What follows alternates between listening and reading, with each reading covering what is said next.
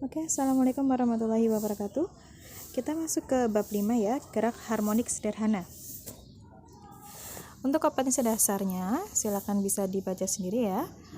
Menganalisis hubungan antara gaya dan getaran dalam kehidupan sehari-hari. Nah, untuk indikatornya, kalian diharapkan mampu mendeskripsikan, menerapkan, menghitung, menganalisis, dan mengevaluasi besaran pada gerak harmonik sederhana. Oke, langsung saja untuk peta konsepnya, gerak harmonik. Ini ya, gerak harmonik. Ada besaran pada gerak harmonik ya, yaitu ada periode, frekuensi, amplitude, simpangan getaran, kecepatan getaran, dan percepatan getaran. Itu untuk besaran pada gerak harmonik ya.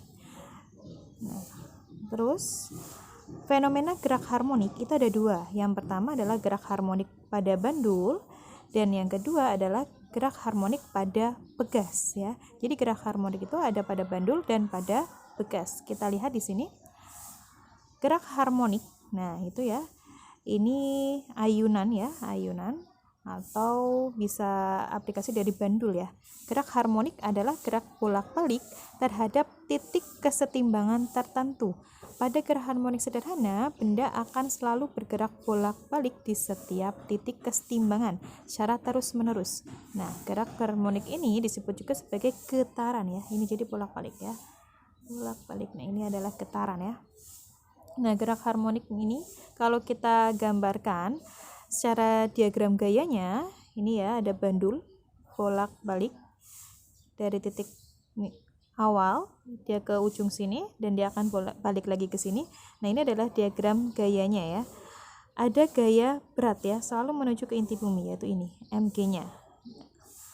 Terus kalau kita lihat gaya pemulihnya itu yang mana? Yang lurus dengan talinya ini. Ini adalah gaya pemulihnya, yaitu nilainya adalah mg sin alfa. Oke, besaran pada gerak harmonik yang pertama tadi ada periode ya. Periode merupakan waktu yang diperlukan untuk mencapai satu getaran penuh. Ini ya, satu getaran penuh. Tadi yang bandul tadi masih dari titik A, dia bergerak ke titik B, kemudian ke titik C, dan dia akan balik lagi ke B dan ke A. Itu adalah periode. Satu getaran penuh didefinisikan gerak bandul dari A, B, C, B ke A lagi. Nah, maka kita dapat tuliskan waktu yang diperlukan untuk mencapai satu getaran. Maka T besar ini adalah periode. T kecilnya itu adalah waktu dan N-nya adalah banyaknya getaran. T periode sama dengan adalah waktu T yang diperlukan untuk mencapai satu getaran. N-nya adalah banyaknya getaran. Itu untuk periode. Nah, yang kedua ada frekuensi. Frekuensi merupakan banyaknya getaran setiap waktu. Secara matematis, frekuensi dapat ditulis banyaknya getaran setiap waktu. F adalah frekuensi, N-nya adalah banyak waktu, T-nya adalah waktu ya. Maka F sama dengan N per T, kebalikannya dari periode tadi ya. Nah, yang ketiga adalah amplitude. Amplitude itu adalah jarak titik kesetimbangan getaran terhadap titik terjauh yang dapat dicapai bandul saat bergetar ya. Ini satu amplitudenya itu berarti ini A ke B, B ke C ya. Itu adalah satu amplitude. Jarak titik kesetimbangan getaran terhadap titik terjauh yang dapat dicapai bandul saat bergetar. Oke, yang keempat adalah simpangan, merupakan persamaan yang menunjukkan posisi benda yang sedang bergetar. Nah, perhatikan ilustrasinya, ini adalah simpangan ya. Nah, ini pada pegas ya. Tadi kan ada bandul, ada gerak harmonik pada bandul, dan ada gerak harmonik pada pegas. Ini misal bandul yang digantungkan pada sebuah pegas.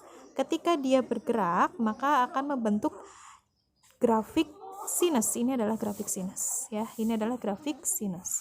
Maka dapat dituliskan Y sama dengan A sin omega T. A-nya adalah amplitude, sin omega T. Omeganya adalah kecepatan sudut dan T-nya adalah waktu.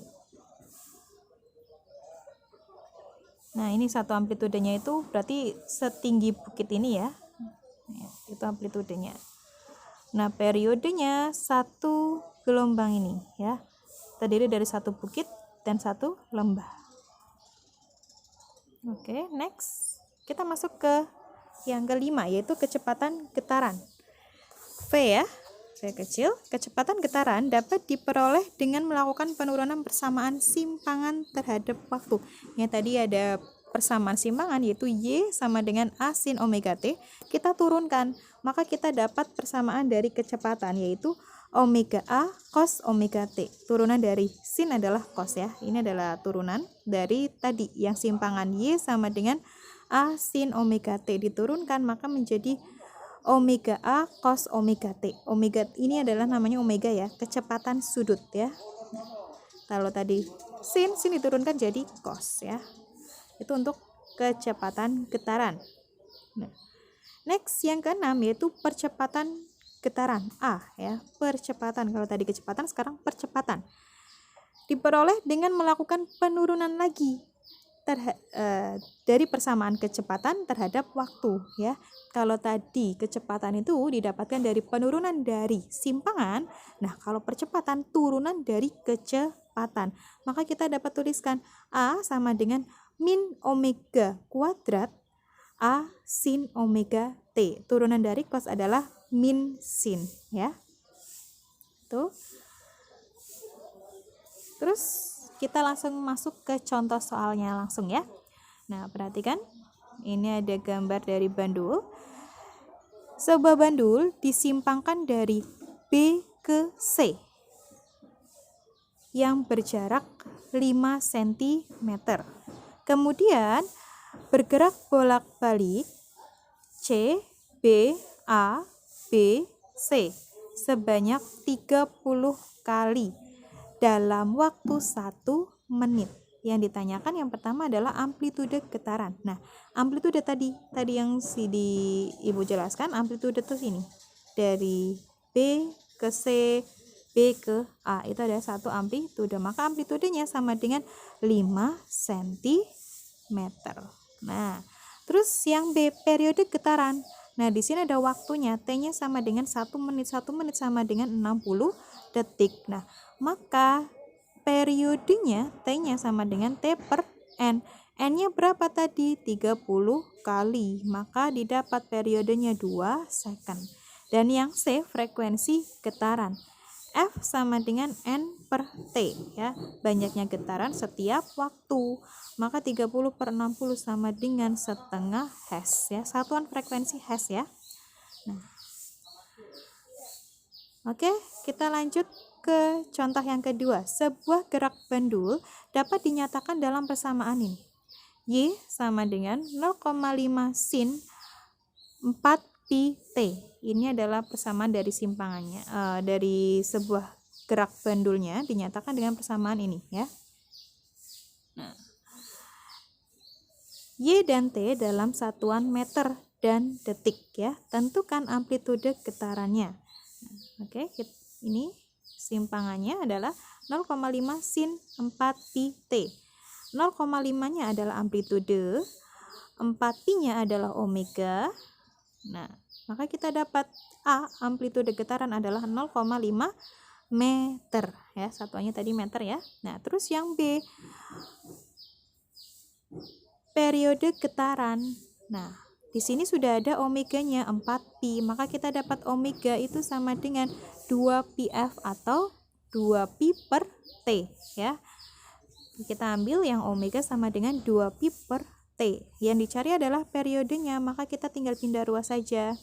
4pi sama dengan 2pi per T. T-nya sama dengan 2pi per 4T. Hasilnya adalah 0,5 second. Kemudian yang C, frekuensi getaran. Nah, tadi omega itu 2pi per T atau 2pi kali F ya, 2πf. Nah, langsung saja dapat frekuensinya adalah 2 Hz ya. Terus yang D adalah simpangan saat waktunya adalah 1/8 detik ya.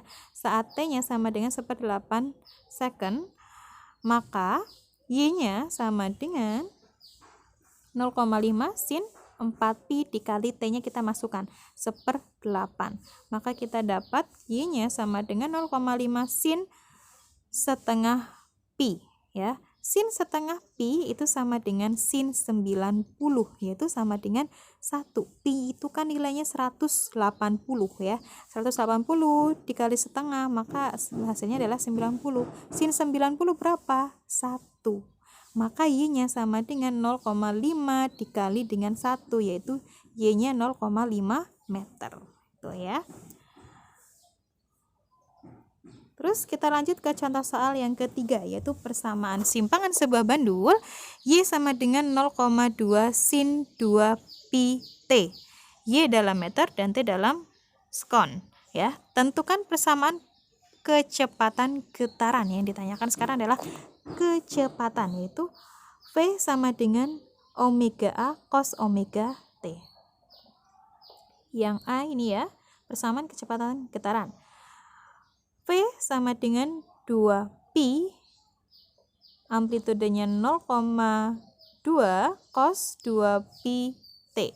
Ini didapat dari mana? Didapat dari turunan dari simpangan ini. Persamaan Y sama dengan 0,2 sin 2pi T. Diturunkan 2pi itu kan omega. Nah, kalau persamaan V-nya itu kan turunan dari ini ya, simpangan omega A cos omega T.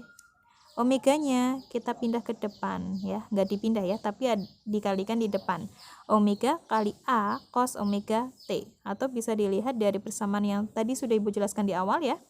Maka omeganya 2pi, ditulis 2pi, A-nya adalah 0,2 meter cos 2pi T itu ya. Untuk V-nya maka kita dapat V-nya sama dengan 0,4 pi. Dari mana? 2pi dikali 0,2 cos 2pi T. Itu untuk persamaan dari kecepatan getaran. Terus yang B, kecepatan getaran saat T-nya adalah 1/8 sekon. Ya, maka dimasukkan aja dari persamaan ini, dimasukkan aja T-nya 1/8. Maka V-nya didapat nih ya, cos 1/4 pi. Ini 2pi kali 1/8 kan jadinya 1/4 pi. Pi-nya itu adalah 180 dikali 1/4, maka sama dengan cos 45 setengah akar 2. Dimasukkan, maka V-nya didapat 0,2 pi akar 2 meter per second. Terus yang C, kecepatan maksimum terjadi jika cos omega T sama dengan 1 ya. V max sama dengan omega A ya. Omeganya 2pi, A-nya 0,4, maka V max-nya 0,8 pi meter per second. Terus yang D, yang tadi yang ditanyakan adalah percepatan getaran saat persamaan dari percepatan ya, persamaan dari percepatannya ya. Maka turunan dari kecepatan yaitu A sama dengan min omega omega kuadrat A sin omega T. Tinggal dimasukkan omeganya 2pi min 2pi kuadrat dikali A-nya adalah 0,2 sin 2pi T. Nah, maka didapat A-nya sama dengan min 0,8 pi kuadrat sin 2pi T.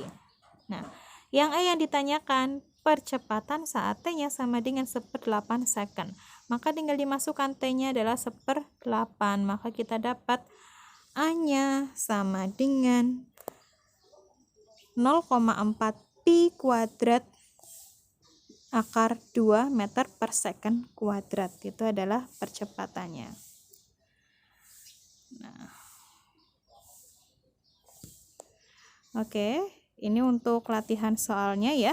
Ada nomor 1, nomor 2, dan nomor 3. Nih, latihan soal ya. Ibu salah ketik di sini. Oke, ada 4 nomor, silakan dikerjakan.